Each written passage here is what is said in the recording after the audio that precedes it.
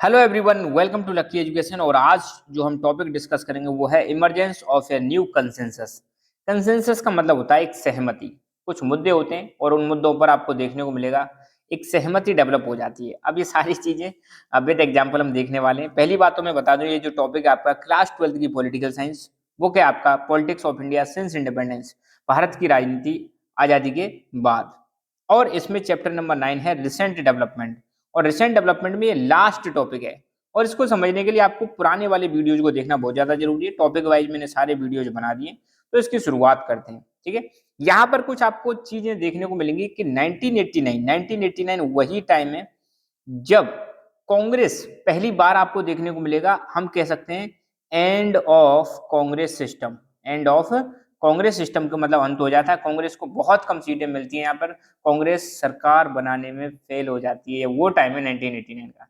तो 1989 के बाद आपको देखने को मिलेगा कांग्रेस का तो होता है डिक्लाइन और बीजेपी का होता है राइज।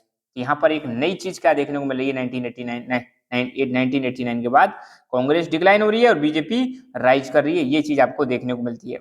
फिर 2004 के लोकसभा इलेक्शन बुक में दे रखे हैं, उसको देखने से पहले यहाँ पे एक बहुत बढ़िया चार्ट दे रखा है, बहुत अच्छा कंपैरिजन कर रखा है बीजेपी और कांग्रेस के बीच में। आपको यहाँ पे देखने को मिलेगा 1984 से ही दे रखा है। 1984 में जो चुनाव हुआ था तो उसमें भाई साहब बीजेपी को तो खास सीट नहीं मिली थी, मात्र 2 सीट मिली थी। सोचो 1984 में बीजेपी को ओनली कितनी सीट, 2 सीट। और इंडियन नेशनल कांग्रेस या कांग्रेस को मिली थी 415। ये यूं समझ लो लास्ट टाइम है जब कांग्रेस को इतनी हाई सीट मिली थी। इतनी ना पहले मिली और ना अब तक मिली है। फ्यूचर मिल जाए तो भैया फ्यूचर फ्यूचर पर डिपेंड करता है। तो 1984 का टाइम, ये जो वाला कलर है ये कांग्रेस के लिए है और ये रेड वाला है जो बीजेपी के लिए। तो कांग्रेस 1984 में 415 सीट, बीजेपी 2 सीट। 1989 बीजेपी की प्रोग्रेस 85 सीट हो जाती है और कांग्रेस की कितनी हो जाती है, मात्र 197। गिर गई कांग्रेस। अब सरकार बनाने में भी फेल हो जाती है। 1991, फिर 1991 का इलेक्शन में आपको देखने को मिलेगा बीजेपी की 221 और कांग्रेस की आ जाती है 244। ये पूछेगा नहीं कोई आपसे, पर आप देखो यहाँ पे आपको देखने को मिला है। फिर 1996 बीजेपी की 160 कम हो जाती है, कांग्रेस की भी कम हो जाती है। 1998 बीजेपी की 182 और कांग्रेस की 141। 1999 बीजेपी की 182 बराबर सीट रहती है और कांग्रेस की 114। 2004 में देखने को मिलेगा लगभग लगभग बराबर से ही है। और यहाँ पर बीजेपी की 1838 है और कांग्रेस की 145 है। 2009 बीजेपी की 116, कांग्रेस की 206। और 2014 यहाँ पे बीजेपी की 282 और कांग्रेस की मात्र 44। बहुत कम सीट रह जाती है। और 2019 जो रिसेंट इलेक्शन हुआ था 17th लोकसभा वाला, यहाँ पे बीजेपी को 303 सीट और कांग्रेस को 52। तो ये बीजेपी की हाईएस्ट एवर जीत है। अच्छा, यहां से यहां पे आपको क्या देखने को मिलेगा इन 10 सालों में। अब कोई एक सरकार तो है नहीं, तो कांग्रेस ने क्या किया था, एक गठबंधन बना लिया था जिसका नाम था यूपीए, यूनाइटेड प्रोग्रेसिव अलायंस। तो 2004 से लेकर 2009 तक और 2009 से लेकर 2014 तक यहां पर राज चलता है कांग्रेस का। कांग्रेस का जो गठबंधन था उसका नाम था यूपीए। यूपीए तो ये पहली वाली तो हम बोल सकते हैं यूपीए फर्स्ट, और दूसरे वाले को हम बोल देंगे ये वाली को यूपीए सेकंड। तो यूपीए की सरकार कब से कब तक चलती है, 2004 से 2009। ठीक है। अच्छा, फिर 2014 से 19 के बीच में आपको पता है एनडीए थर्ड। कौन सी सरकार आ जाएगी, एनडीए की थर्ड वाली आ जाएगी। और 19 से 2014 के बीच में अब चल रही है एनडीए फोर सरकार चल रही है। ठीक है। तो 2014 के बाद बीजेपी की सरकार आ जाती है। तो ये कुछ उतार चढ़ाव यहाँ पे देखने को मिलेंगे। अब हम आते हैं 2004 के इलेक्शन पर। अब 2004 में बता दिया था 2004 में कांग्रेस गठबंधन की सरकार बनाती है और कांग्रेस के द्वारा जो गठबंधन लीड किया जा रहा था उसका नाम था यूपीए। ध्यान रखना, बार बार मैं बोल रहा हूँ, दो गठबंधन अब मेजर है, यूपीए और एक है एनडीए। एनडीए को लीड करती है बीजेपी, ये पहले बना था। और यूपीए को लीड करती है आपकी कांग्रेस। ठीक है। तो कांग्रेस वाले गठबंधन का नाम यूपीए, बीजेपी वाले गठबंधन का नाम एनडीए। तो 2004 में आपको पता है ज्यादा खास परफॉर्मेंस थी नहीं, कोई भी पार्टी बहुमत में नहीं थी।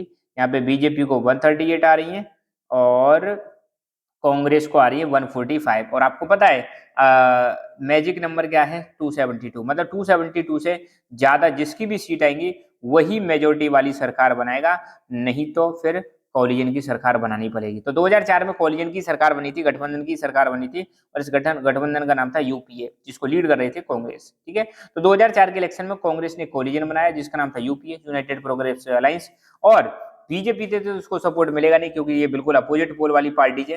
तो यूपीए को उस समय सपोर्ट मिलता है लेफ्ट फ्रंट पार्टी का। तो एक और फ्रंट वहां पे खुल गया था, लेफ्ट फ्रंट पार्टी, जिसमें आपको लेफ्ट विंग वाली पार्टी मिलेंगी, और यूपीए और लेफ्ट वाली पार्टी ने मिलके एनडीए को हरा दिया था। एनडीए वही कोलिजन है जिसको बीजेपी लीड कर रही थी, और फिर फाइनली यूपीए की सरकार आ जाती है 2004 में। कांग्रेस की यहाँ पे सीटें बढ़ जाती है पहली बार सिंस 1991। 1991 कहाँ, ये देखो भैया, कांग्रेस की सीट कितनी, 244, 140, 141, 114, 145। मतलब अब धीरे धीरे मतलब यहाँ पे देखने को मिलेगा 1991 के बाद यहाँ पे धीरे से हल्की सी सीट यहाँ पे बढ़ी है, और कांग्रेस अब देखो यहाँ पे थोड़ा सा मतलब रिवाइवल देखने को मिलेगा, हल्का सा रिवाइवल कांग्रेस का देखने को मिलेगा। 2004 के जो इलेक्शन है इसमें कांग्रेस की थोड़ी सी सीटें बढ़ जाती है, तो इसको बोला गया कि कांग्रेस पार्टी थोड़ी सी पार्शियली रिवाइव कर रही है, हल्का हल्का से रिवाइव कर रही है। 2004 का जो इलेक्शन हुआ था बीजेपी और कांग्रेस में कोई ज्यादा डिफरेंस नहीं था। यहाँ पे आप देख सकते हो बीजेपी को 138 सीट मिली है और कांग्रेस को 145, तो मात्र 7 सीट का अंतर था, खास अंतर नहीं था, मगर कोलिजन इन्होंने बना लिया तो ज्यादातर सपोर्ट जो किसको मिलता है, कांग्रेस को मिलता है, इसलिए सरकार भी किसकी बन जाती है, कांग्रेस की। और 2004 में जो पीएम बने थे हमारे, वो बने थे डॉक्टर मनमोहन सिंह, ध्यान रखना, और ये लगातार 10 साल पीएम रहते हैं। Many other parties also played an important role in making coalition government. आपको देखने को मिलेगा इन दो पार्टी के अलावा बाकी छोटी छोटी पार्टी जिनको हम बोल सकते हैं रीजनल पार्टीज, इनका भी बहुत बड़ा योगदान रहता है सरकार बनाने में। ये 2004 के इलेक्शन के पूरे रिजल्ट है, यहाँ पे आप देख सकते हो। तो 2004 में कांग्रेस को लीड कर रही थी सोनिया गांधी, बीजेपी को लीड कर रहे थे अटल बिहारी वाजपेयी, सीपीआई को लीड कर रहे थे हरिकिशन सिंह। ये तुम्हारे बुक का डेटा नहीं है, फिर भी यहाँ पे आप देख सकते हो। तो कांग्रेस आईएनसी से बीजेपी, सॉरी आईएनसी से सोनिया गांधी, अटल बिहारी बीजेपी से, और ये सीपीआई से थे हरिकिशन सिंह, है ना। और अलायंस, कांग्रेस के अलायंस का नाम था यूपीए, बीजेपी के अलायंस का नाम था एनडीए, और सीपीआई का अलायंस का नाम था लेफ्ट फ्रंट, है ना। और यहाँ पे आप देख लो सीटों बीटों का, यहाँ पे देखा 145, 138, 43 कुछ ऐसे करके। खैर, अच्छा एक खास बात मैं आपको बता देना चाहता हूँ, 2004 का जब इलेक्शन हुआ था ना लोकसभा का, पहली बार कंप्लीटली ईवीएम पर हुआ था। ये इलेक्ट्रॉनिक वोटिंग मशीन जो थी इस पर मतलब हुआ था, पूरी तरह से चुनाव ईवीएम पर शिफ्ट हो गया था इस समय पर।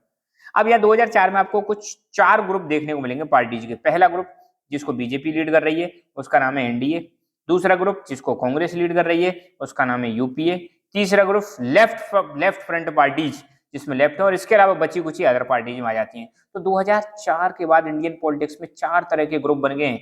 एक बीजेपी का कोलिजन जिसको हमने एनडीए बोल रखा है, एक कांग्रेस का कोलिजन जिसको हमने यूपीए बोल रखा है, एक लेफ्ट पार्टीज का कोलिजन जिसको हम लेफ्ट फ्रंट बोल रहे हैं, और एक अदर आ जाती है। तो 4 चीजें देखने को मिलती हैं। अब थोड़ा सा ग्रोइंग कंसेंसस वाले टॉपिक पर भी आते हैं।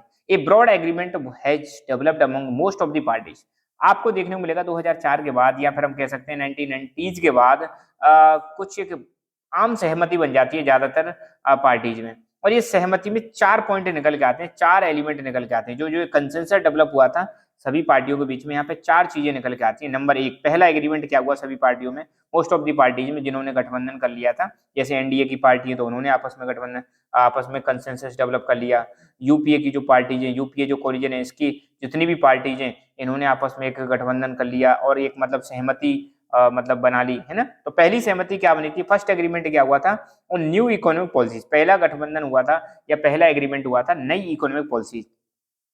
Most political parties are in support of new economic policy. ज्यादातर आपको देखने को मिलेगा कि जितनी भी ज्यादातर जो पार्टीज हैं उन्होंने सपोर्ट करना स्टार्ट कर दिया new economic policies. Most of the parties believe that these policies will help in economic development of the country. तो ज्यादातर पार्टियों का यही मानना था कि ये जो नई इकोनॉमिक पॉलिसी आई है, न्यू इकोनॉमिक पॉलिसी आई है, ये देश के डेवलपमेंट में हेल्प करेगी। अब आप सबको बताया, बार बार बता दिया मैं, 1990s के टाइम पर भी, 1990s के टाइम पर ही भारत में नई इकोनॉमिक पॉलिसी आने लग जाती हैं, और इनका इनिशिएशन किसने किया था, राजीव गांधी जी ने। फिर फाइनली आपको देखने को मिलेगा एग्जैक्ट 1991 में एलपीजी रिफॉर्म्स अपनाए जाते हैं। उस समय हमारे प्रधानमंत्री थे 1991 में पीवी नरसिम्हा राव, उस समय हमारे फाइनेंस मिनिस्टर थे डॉक्टर मनमोहन सिंह। उनके टाइम पर एलपीजी रिफॉर्म्स लाए जाते हैं, लिबरलाइजेशन, प्राइवेटाइजेशन और ग्लोबलाइजेशन। तो ये जो नई इकोनॉमिक पॉलिसी लाई गई थी, देश को हमने लिबरलाइज किया, प्राइवेटाइज किया, ग्लोबलाइज किया, इनको अब बाकी सारी पार्टियां सपोर्ट करने लग जाती हैं। तो एक सहमति तो ये डेवलप होती है। नंबर 2, ज्यादातर पार्टी ने एक्सेप्ट कर लिया पॉलिटिकल और social claim of OBC. OBC जो थे, अदर बैकवर्ड क्लासेज जो थी, इनका जो क्लेम था कि यार हमें रिजर्वेशन दो। आप सबको पता है मंडल कमीशन ने रिकमेंड किया था कि 27% रिजर्वेशन मिलना चाहिए, तो ज्यादातर पार्टी ने मान लिया कि हाँ भाई इनको रिजर्वेशन देना चाहिए, और इसलिए आपको देखने को मिलेगा इन्होंने सपोर्ट किया क्या, रिजर्वेशन मिलना चाहिए बैकवर्ड क्लासेस को एजुकेशन में और एम्प्लॉयमेंट में। तीसरी सहमति क्या देखने को मिलेगी? अब देखो भाई 1989 से पहले का सिस्टम क्या था? आप यूं समझ लो, era of one party dominance चल रहा था, कांग्रेस का राज चल रहा था, एक छत्र। अब जब, और उसमें पहले क्या देखने को मिलता था, एक एक पार्टी कभी 300 पार सीट लेके आ रही है, कभी 400 पार सीट लेके आ रही है।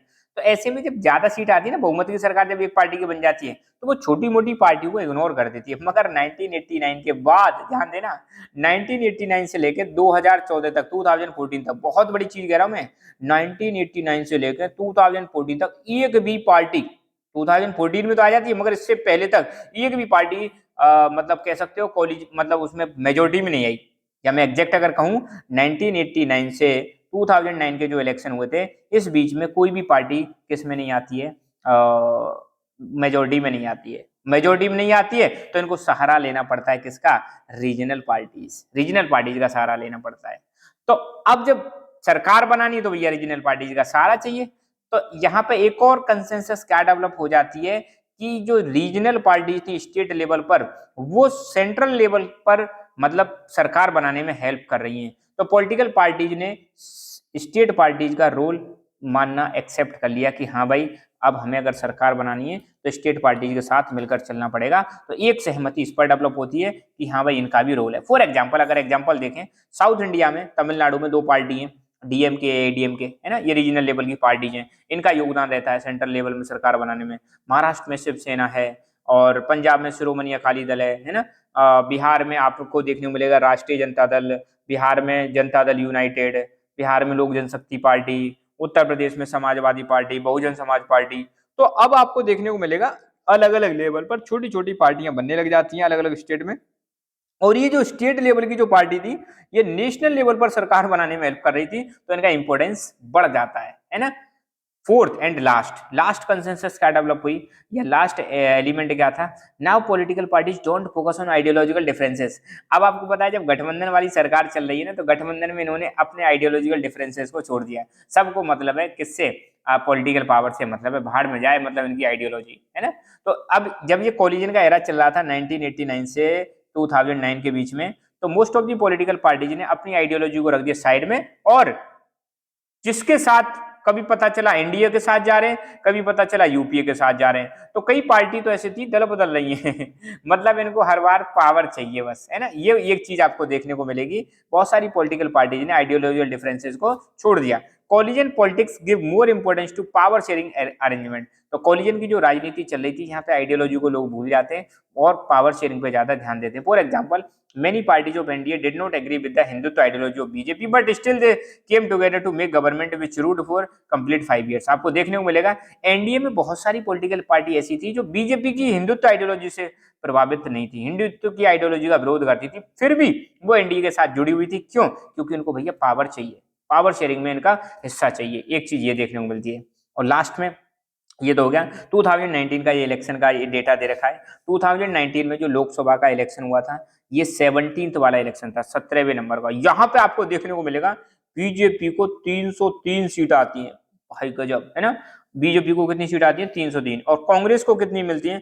मात्र 52 सीट मिलती है कांग्रेस को। कांग्रेस की हालत बहुत ज्यादा खराब हो जाती है, ठीक है। अब कांग्रेस की हालत जो है आज की डेट में, प्रेजेंट में, बहुत ज्यादा नाजुक है। आप यूं समझ लो जो रीजनल लेवल की पार्टी है उनसे भी ज्यादा हालत खराब कर रखी है किसने? कांग्रेस ने। और बाकी और भी कुछ पार्टियों को यहाँ पे दे रखा है किस किस को कितनी कितनी सीट मिली थी, तो यहाँ पे आप देख सकते हो। तो 2014 में बीजेपी आती है, और 2019 में भी कौन आ जाती है? वापस बीजेपी आ जाती है। अब 2024 में इलेक्शन होगा, इसमें देखते हैं क्या खेल होने वाला है, ठीक है। तो आपको तो यहाँ तक याद रखना है, बाकी जो लेटेस्ट बुक आई उसमें ये वाला चार्ट भी दे रखा है, तो आप इसको देख सकते हो।